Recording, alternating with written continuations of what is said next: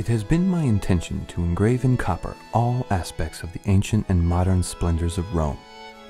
In order to provide maximum clarity regarding these monuments, I have added an historic explanation drawn from the most accredited writers and antiquarians, as well as from the ancient monuments themselves, while also providing the most interesting information regarding the modern features. To facilitate maximum ease and comfort for all, I have structured the information according to an 8-day walking itinerary. This way, the noble reader will be able to see how the city has reached such greatness that there has been no other in the entire world able to surpass her. Now, to commence our walk in good order, so that we might observe the entirety of this great city with pleasure, it will be quite expedient to begin at the Tiber. Today, there are 5 ancient bridges that cross this river, the first of which is nearly 2 miles outside the city, known commonly as the Ponte Mole. Commencing our delightful journey, it is important, my dear reader, to look not only at the simple structure of this bridge, but to quickly allow the mind to wander, to recall the many heroes who, passing by here, came to Rome as victors of vast and distant kingdoms and provinces. Today, this is Rome's main gate, not only because it is the most magnificent, but also because it is the main and public entrance for the majority of foreign visitors, including ambassadors, cardinals, as well as kings and queens.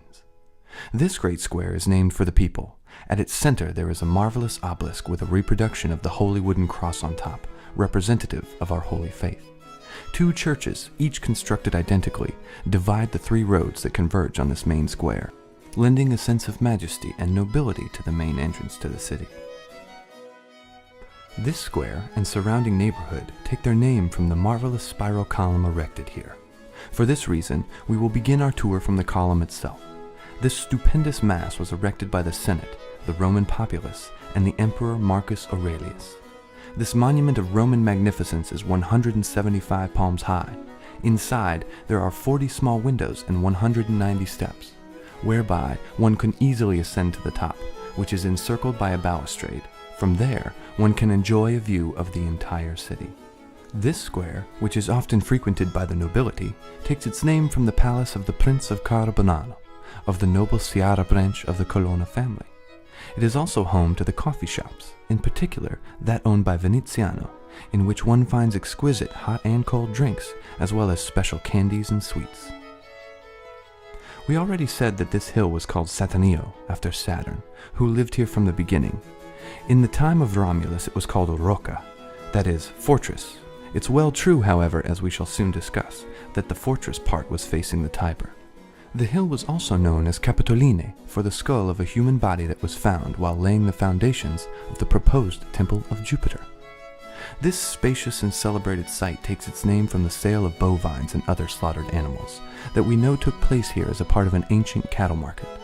This was, however, the most splendid and magnificent sight during the time of triumphal Rome, and one can still recognize the marvelous and copious ruins that remain. Flavius Vespasian began this marvelous building to solemnize spectacles and public festivals. It could accommodate 707,000 spectators without crowding one another, and there were marvelous and splendid festivals enacted here, along with very cruel spectacles, occasionally to the detriment of Christians, not few of whom suffered martyrdom. This sacrosanct basilica was said to be golden and of Constantine, because it was erected with magnificence by the Emperor Constantine, together with the Supreme Pope's residence. It was called Lateran.